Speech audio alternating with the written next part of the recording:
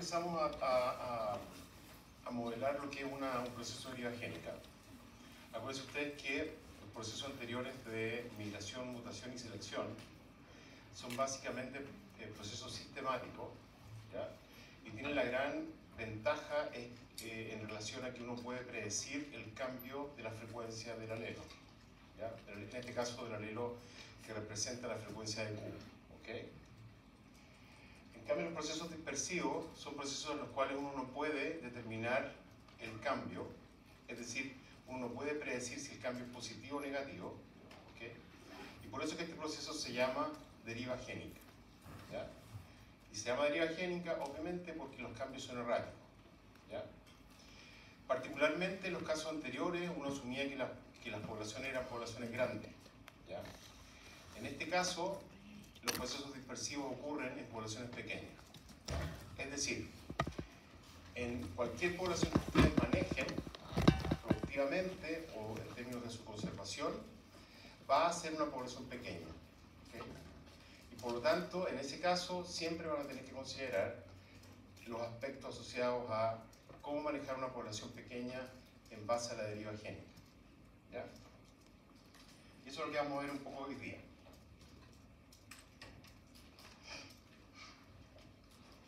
Como ustedes ven ahí, básicamente, acuérdense ustedes que vimos cuatro casos distintos. Cada una de estas subpoblaciones, digamos, tienen distinto tamaño, en este caso 10.000, 100, 10 y 5. Y ustedes se fijan, en este caso, por ejemplo, la mayoría o el promedio de las frecuencias va a ser 0.5. Sin embargo, estas frecuencias, a medida que suceden las generaciones, van a permanecer relativamente constantes, ¿ya? En este otro caso, hay mayor variabilidad entre las líneas, y eso va aparejado directamente con el n de cada una de esas subpoblaciones, ¿okay? Y acá se ve peor aún, y acá, bueno, peor aún, ¿okay? Cuando uno maneja una población, no maneja subpoblaciones, ¿okay? Por lo tanto, uno maneja siempre una subpoblación, ¿okay? Y por lo tanto, al manejar una subpoblación, independientemente del promedio de Q que no cambie, uno en esa subpoblación va a observar un cambio del valor de Q, ¿okay? Por ejemplo, en este caso va a pasar de 0,5 a Q igual 1 en esta subpoblación azul, por ejemplo, ¿ok? Por lo tanto, lo que va a suceder, se va a fijar el alelo que representaba la frecuencia de Q, ¿ok? O en este otro caso, por ejemplo, el amarillo, se va a fijar para el alelo que correspondía o que hacía referencia a la frecuencia de P, ¿ok? Por lo tanto, independientemente de lo que suceda a través de las poblaciones, de las subpoblaciones pequeñas, lo que nos interesa es qué va a pasar directamente, y por eso es tan importante, qué va a pasar directamente con cada una de esas subpoblaciones, ¿okay? Pero para entender este proceso, como es un proceso de deriva génica, tenemos que entenderlo en base a cómo se estructuran estas subpoblaciones luego de que esta población grande de alguna manera se estructura en base a estas subpoblaciones más pequeñitas, ¿ya? Y eso ocurre, por ejemplo, en diversos, por ejemplo, cuando se construye una autopista, por ejemplo. Inmediatamente, cuando se construye una autopista, se genera un parche que divide esas dos subpoblaciones que divide a dos subpoblaciones, esa población grande que estaba de alguna manera unida. Y inmediatamente ahí, esas dos subpoblaciones, supongamos que un ciervo, poblaciones de ciervo, se manejan completamente independientes y por lo tanto los cruzamientos se empiezan a hacer dentro de esas dos subpoblaciones y no a través de toda la población grande. Y eso inmediatamente va a generar este tipo de proceso, ¿okay? Es decir, acuérdense ustedes que siempre nos interesa mantener la variabilidad genética, y en este caso lo que va a suceder es pérdida de variabilidad genética, ¿okay? De manera impredecible. Ese es el punto.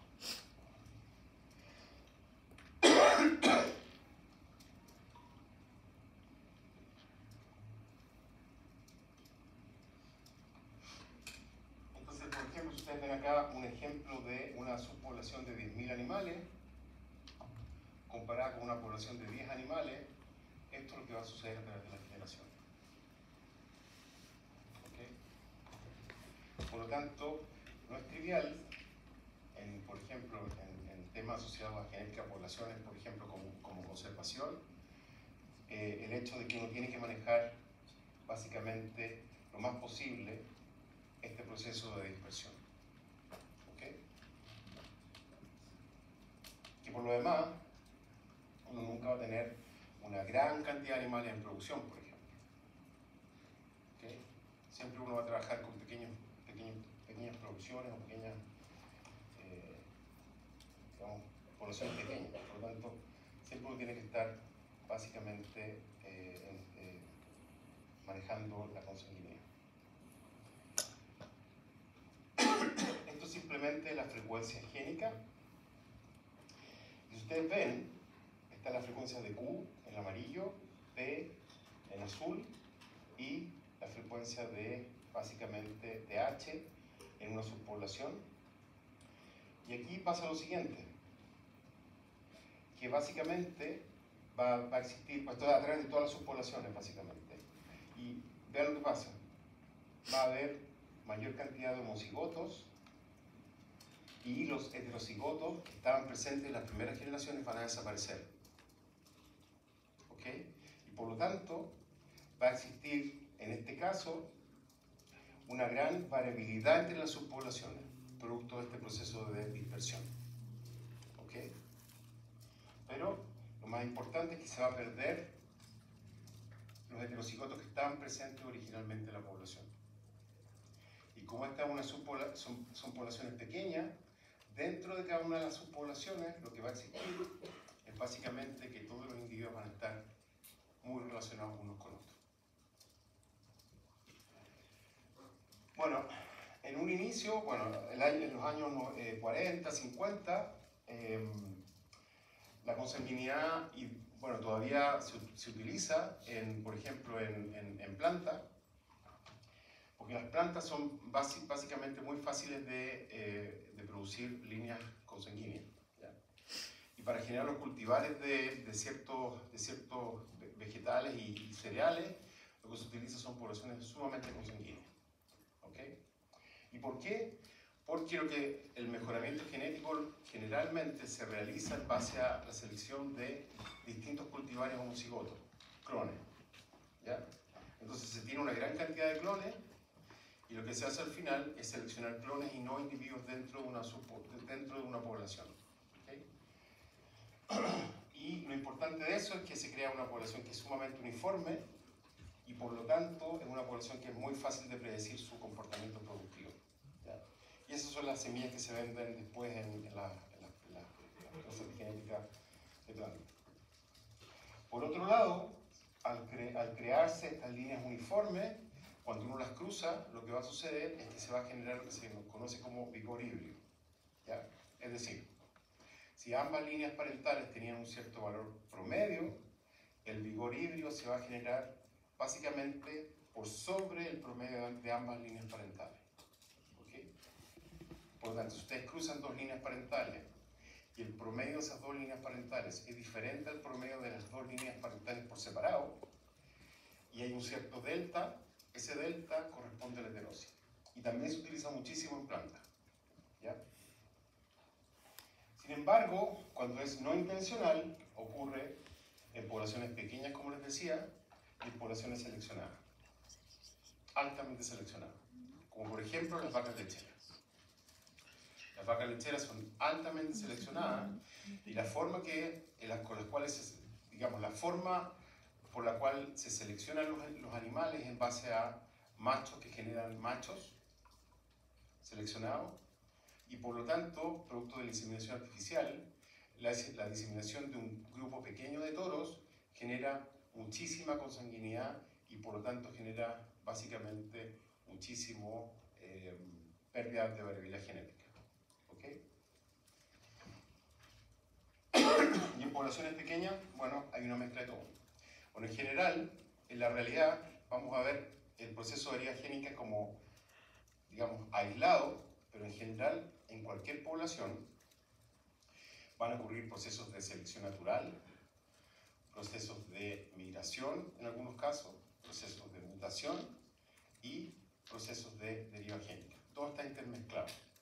Por lo tanto, uno cuando maneja una población, no maneja solamente la consanguinidad, sino que también maneja, por ejemplo, en el caso, por ejemplo, de la producción del caracteres productivos, maneja cómo uno selecciona los animales para maximizar la ganancia genética, que vamos a ver en un par de clases más, pero además de eso, tratando de mantener el proceso dispersivo mantenido constante.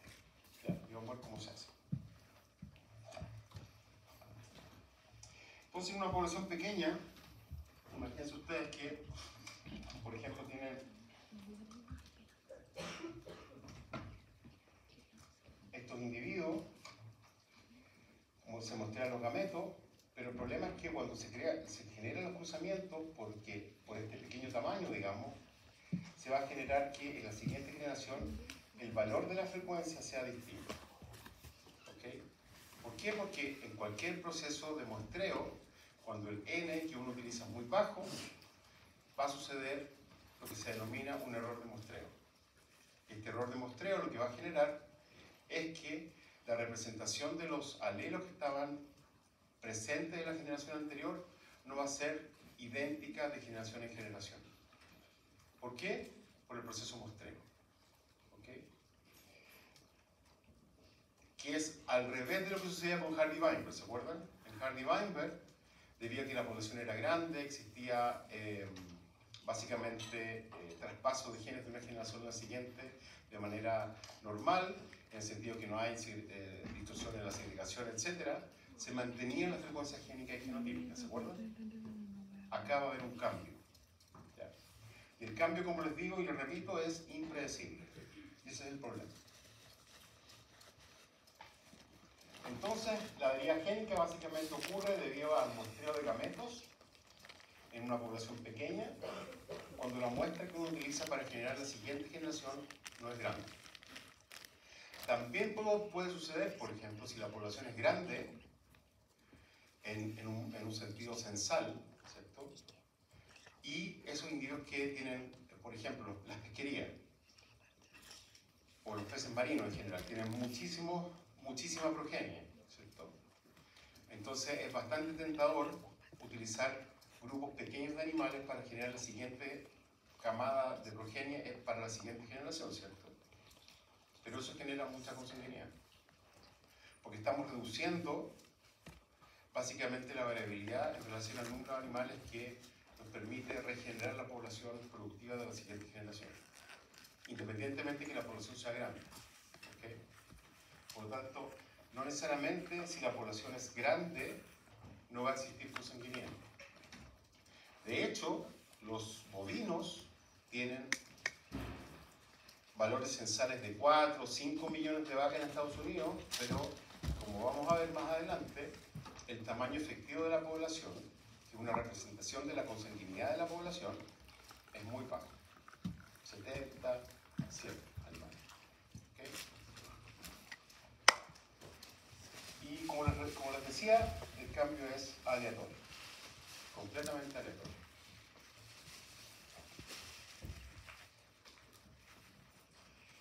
Para entender este proceso vamos a considerar una población ideal en la cual existe un locus con dos alelos, hay ausencia de migración y selección,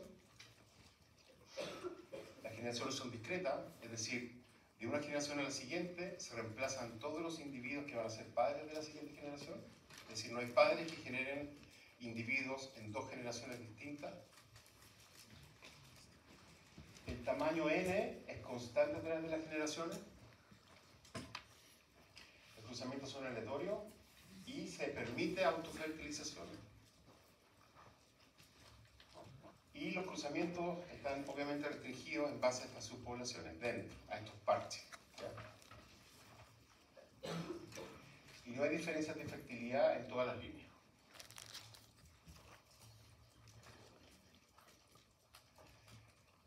Para poder entender el proceso de deriva génica vamos a considerar qué es la consanguinidad. ¿Ya? La consanguinidad es básicamente la probabilidad que en un locus se genere básicamente homocigosidad por descendencia. Es decir, que un individuo de alguna forma pueda heredar dos alelos que corresponden a un antecesor anterior. ¿Ok? Que es distinto a homocigosis por estado. ¿Ya? Cuando hay homocigosis por estado, cuando, por ejemplo, uno en una población en Hardy-Weinberg, uno ve, o reconoce un individuo que es, por ejemplo, homocigoto para uno de los dos alelos, ese individuo es homocigoto, ¿cierto? Pero su condición no es proveniente de un antecesor en común anterior. ¿Ok? Es decir, esos dos alelos provienen de, imagínense ustedes como que provienen de líneas ancestrales muy diferentes. ¿Ya? Donde no hay ancestría entre los dos alelos. Pero en el caso de la consanguinidad, existe homocigosis, pero esa homocigosis ocurre porque los dos alelos que se juntan en ese homocigoto provienen de una línea ancestral común. ¿Ok? Ese es el punto. Entonces, básicamente lo que uno hace para poder entender este proceso es caracterizar una población y calcula básicamente cuál es la probabilidad de que yo al tomar, por ejemplo, un alelo A1, cuál es la probabilidad de que ese alelo se junte con alelos A1 de la subpoblación. ¿Ok? Recuerden ustedes que cada subpoblación va a tener básicamente 2n alelos, ¿cierto? Y como hay 2 alelos dentro de esa subpoblación, para que en la siguiente generación se regenere un nuevo individuo, la probabilidad de que se junte este alelo A1 con un alelo A1 aleatoriamente es simplemente 1 partido por 2n. ¿Ok? Por lo tanto, la probabilidad de identidad por descendencia, cuando se permite la autofertilización, es 1 partido por 2n. Y la probabilidad de no identidad es 1 menos 1 partido por 2n, que es lo que está acá.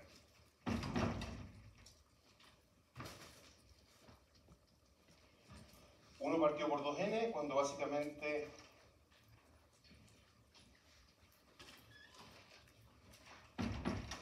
es la probabilidad condicional de identidad por descendencia, cuando yo tengo este alelo A1 y se junta aleatoriamente con el mismo alelo, y debido a que la frecuencia del alelo de la población es de 1 partido por 2n, la probabilidad condicional es 1 partido por 2n, y la probabilidad condicional de no identidad es 1 menos 1 partido por 2n. La probabilidad condicional de identidad por descendencia y la probabilidad de no identidad en la población. ¿Okay? Entonces tenemos dos conceptos. El concepto de identidad y el concepto de no identidad. Fíjense ustedes que esto va a ocurrir en cada generación, esta población ideal, ¿cierto? Y lo de abajo es lo que va a quedar como remanente para que se genere nueva consanguinidad. ¿Ok? Por tanto, mientras mayor es el número de generaciones, esto no va a cambiar, porque por eso ustedes que N es constante a través de las generaciones, pero esto va a disminuir constantemente a través de las generaciones. ¿Ok?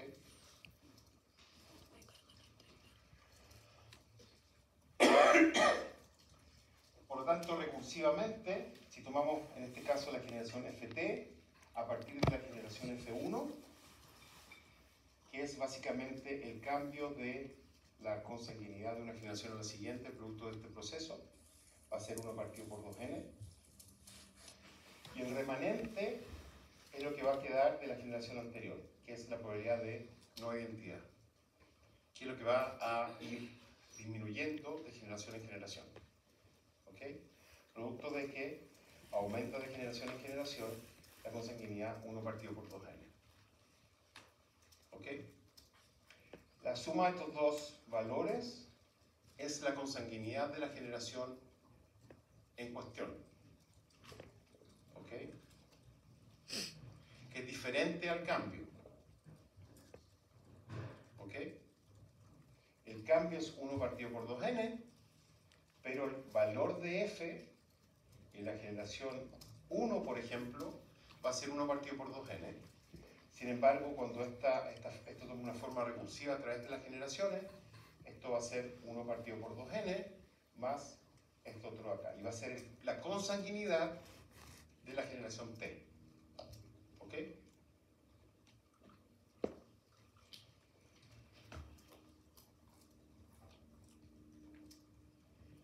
El cambio es delta f, que es igual a 1 partido por 2n. Por lo tanto, esto es lo mismo, es decir, el ft es el delta f por 1 menos delta f multiplicado por el f de la generación anterior, para llegar a obtener el f de la generación en cuestión. ¿Ok? Aquí lo más importante es lo siguiente. Una cosa es el aumento de la consanguinidad y otra cosa es la consanguinidad de la generación. Son dos cosas distintas. ¿Ya? Uno es el cambio, es decir, cuánto aumenta de generación en generación. Y en el caso de la población ideal uno lo puede saber, producto de que es igual a 1 partido por 2n. Por lo tanto, mientras más pequeña sea la población, mayor consanguinidad va a haber, ¿cierto? Pero otra cosa diferente es lo que ocurre con la consanguinidad de la generación en cuestión. ¿Ok? Que es distinto. Imagínense ustedes esto como que tienen individuos que están, por ejemplo, en la generación 0, el valor individual de la consanguinidad es 0, ¿cierto? Para cada uno de esos individuos, ¿cierto?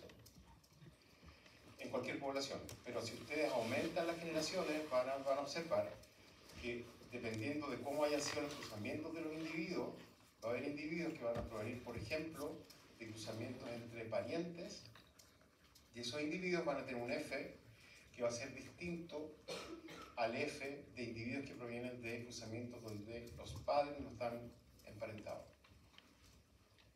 ¿Ok? Y por lo tanto, el valor va a ser distinto. Pero ese es el valor, no es el aumento. El aumento es cuánto cambia de generación en generación el valor de F. Si ustedes quisieran, por ejemplo, calcular ese delta F en esa población, tendría que calcular el F de la generación 0, de la generación 1, 2, 3, 4, 5, y luego modelar esas diferencias para llegar a un delta F a través de las generaciones, por ejemplo, a través de una regresión. ¿Ok?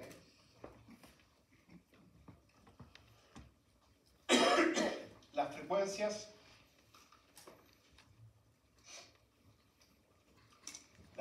genotípicas, cuando existe este proceso de consanguinidad o deriva, van a ser básicamente las siguientes. Si las frecuencias eran igual a p cuadrado 2p cubo cuadrado en Hardy-Weinberg, producto de que hay una disminución de los heterocigotos, va a existir un aumento de los homocigotos, y piensen ustedes que los heterocigotos van a ir disminuyendo. ¿Ok? Y esta disminución va a depender del valor de F en la generación en la cual nosotros vamos a calcular vamos a calcular el valor de esa consanguinidad. ¿Ok? Este F es el F de la generación T, T1, T2, T3, ¿cierto? No es el delta F. ¿Ok? Pero aquí lo importante es que, básicamente lo que va a suceder acá, es que va a haber aumento de los homocigotos y van a disminuir los heterocigotos. En relación a el valor de F de la población en la generación en la cual nosotros estamos analizando esta información. ¿Okay? Por lo tanto, nosotros podríamos saber que a la generación 10 va a existir, dependiendo de la consanguinidad de la población, va a existir una disminución de los heterocigotos en X porcentaje.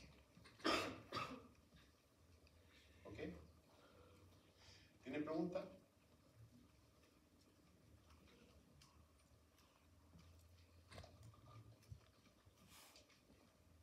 Si uno descompone esta frecuencia, P cuadrado más PQF, que es la frecuencia bajo consanguinidad de los homocigotos a 1 a 1, va a existir por identidad, homocigotos por identidad por descendencia, digamos.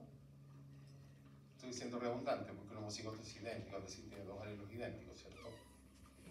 La probabilidad de que los homocigotos sean idénticos por descendencia, P por F, de la generación original, P. Porque acuérdense ustedes que este proceso de herida génica no cambia la frecuencia génica a través de las subpoblaciones. Las frecuencias no van a cambiar, ¿cierto? Sino que lo que va a suceder es que va a haber un reordenamiento de los alelos en las subpoblaciones. ¿Ok? Entonces, a través de las subpoblaciones va a existir un valor de PF que corresponde a los idénticos por descendencia. Dice ahí, IBD es Identical by Descent. ¿Ya? E independientes van a ser estos. Y tiene un poco de sentido, ¿cierto? Van a ser idénticos por estado, en una proporción de 1 menos F. ¿Cierto? Por ejemplo, si F es 1, a través de la población grande, a través de las subpoblaciones, no van a existir individuos, o sea, homocigotos a 1 a 1 que sean idénticos por estado. ¿Cierto? Porque es obvio. Al ser todas las poblaciones, o haber terminado el proceso de deriva, las poblaciones van a estar todas fijadas y por lo tanto va a existir solamente homocigotos a través de las subpoblaciones, ¿cierto? Y por lo tanto, no van a existir idénticos por estado, solamente van a existir idénticos por descendencia. Y lo mismo pasa con los otros homocigotos, y esto es lo que va a disminuir en relación a los individuos por estado, que van a ser los heterocigotos, que van a ser los remanentes, que no van a existir, por ejemplo, con 2F igual a 1.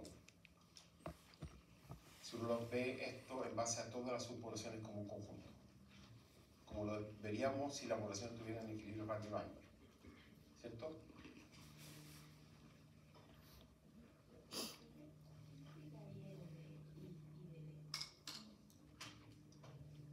Estos son idénticos por estado y estos son idénticos por descendencia.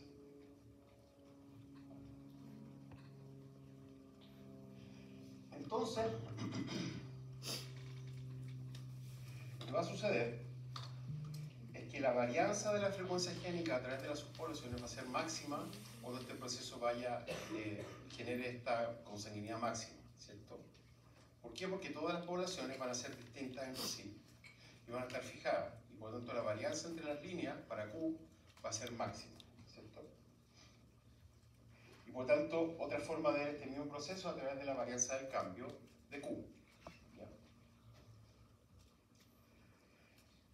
Que es PQ partido por 2N, ¿ya? P de la generación original, ¿okay? Y cuando ya se alcanza la consanguinidad completa, dentro de las líneas, básicamente, las frecuencias van a ser, como les decía, 1, 0, y obviamente cuando se alcanza la frecuencia de 1, la línea específicamente se fijó para el alelo que correspondía a ese alelo, digamos, en relación al otro, al revés, ¿ya? Y uno puede eventualmente calcular cuánto es el número de generaciones que depende, o cuando se genere fijación de alelos, que es dependiente de la línea, que es dependiente del n de cada una de las sublíneas. ¿Okay? Es decir, uno puede predecir cuántas generaciones va a tomar este proceso dado el número de n. Pero el cambio o la tasa de fijación no es constante, no es lineal. ¿Okay? Por lo tanto, es más difícil que las líneas se vayan fijando cuando vaya aumentando la cantidad de generaciones. Es mucho más fácil, y eso es obvio, porque la proporción de individuos que son no idénticos por estado va a ser más pequeña. En cambio, el principio es mucho más grande, es 1 menos el F de la generación anterior, ¿cierto? Y por tanto va a haber mucho más amplitud para el cambio. Pero a medida que va disminuyendo ese valor, el cambio es, obviamente va a continuar siendo menor. ¿Okay? Es lo mismo que pasa con la efectividad de la selección cuando las frecuencias son extremas. Acuérdense ustedes que la efectividad de la selección, por ejemplo, es máxima cuando las frecuencias son iguales a 0.5 para los dos alelos. Pero es menor cuando las frecuencias van, de alguna manera, estando hacia los extremos.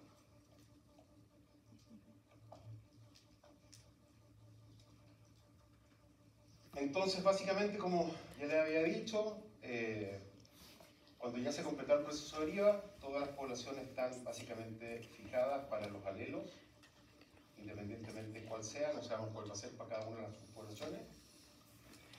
Y la varianza de Q, digamos, en este caso, va a ser máxima. De por medio. Al tiempo infinito.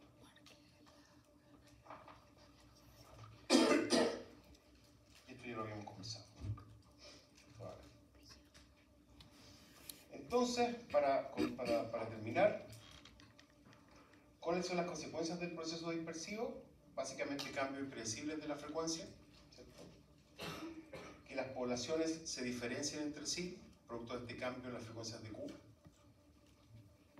Obviamente dentro de las subpoblaciones va a existir completa uniformidad, ¿cierto? Y obviamente va a haber mayor proporción de homocigotos,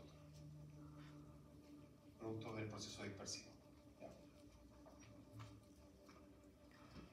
Se ve muy bien, pero esto es el terrier chileno. Estos son registros de pedigree del terrier chileno cuando se estaba generando la formación de la raza en los años 95. Fíjense ustedes que al principio,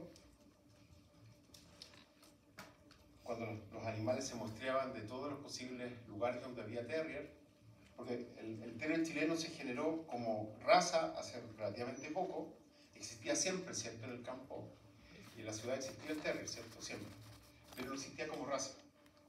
Entonces, lo que hicieron hace ya casi 20 años es poder caracterizar y crear la raza del terrier chileno, ¿ya? Que en inglés, bueno, es el Chilean Terrier. Nosotros estuvimos trabajando en esto hace un par de años atrás para poder caracterizar la raza, porque efectivamente, para poder generar ante el organismo, no me acuerdo decir, la Federación Sinológica Internacional, donde se se documentan las razas, se necesitaba tener una idea de, por ejemplo, la consanguinidad de la población y cómo y cuántas familias estaban presentes que eran líneas ancestrales directas, independientes, dentro de la raza o el pedigree que tenía la raza. ¿Okay? ¿Por qué? Porque si, por ejemplo, como pasaba antes con muchas razas, los animales provenían de una pareja, por ejemplo, esa población o esa raza básicamente es una raza que tiene muy poca variabilidad, ¿cierto? Porque proviene de cruzamientos de un núcleo que es muy pequeñito, ¿cierto? Y eso hizo que, por ejemplo, había muchas razas que efectivamente tuvieran problemas, por ejemplo, enfermedades mendelianas, problemas que no se conocían muy bien, producto de la consanguinidad que tenían esas razas. Y ahí vamos a ver algunos ejemplos. Pero ustedes pueden ver que efectivamente, en general, la cantidad de consanguinidad es bastante baja. Esto está en el año 2010, donde básicamente llegó a un 3%, que es bastante bajo. Y este aumento acá yo creo que es porque hubo un animal que cruzó muchas hembras, que era un animal muy bonito, era blanco, con la cabeza negra con fuego, y se llamaba Pinky. Pero en general, la consanguinidad es bastante baja.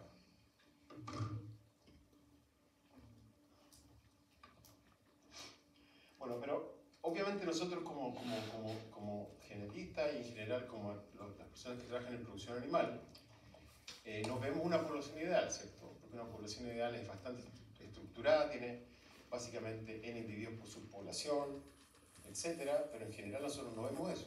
Vemos básicamente una cantidad de hembras y machos que se van cruzando y por lo tanto, para calcular la consanguinidad, tenemos que hacer uso a otro tipo de herramientas.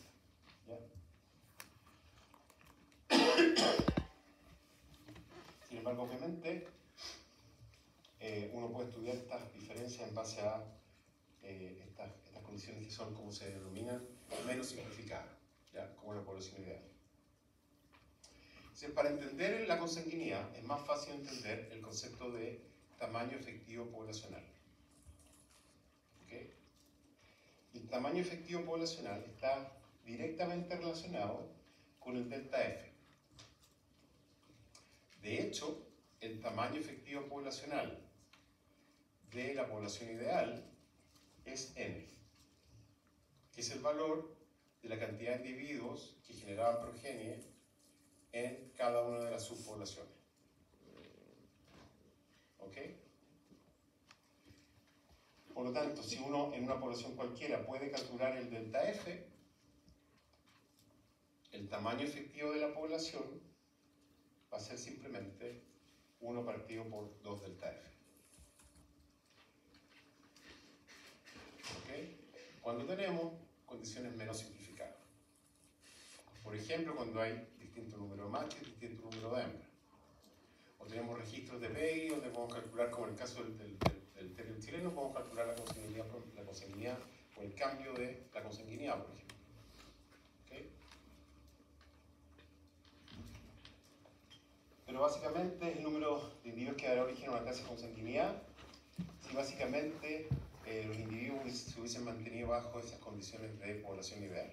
Pero como no están en condiciones de población ideal, hacemos el retrunque por la tasa de consanguinidad. Entonces, cuando ustedes vean un paper de conservación, siempre hay datos acerca del tamaño efectivo poblacional. Y se puede calcular de muchas formas. De muchas formas. Vamos a parar 10 minutos.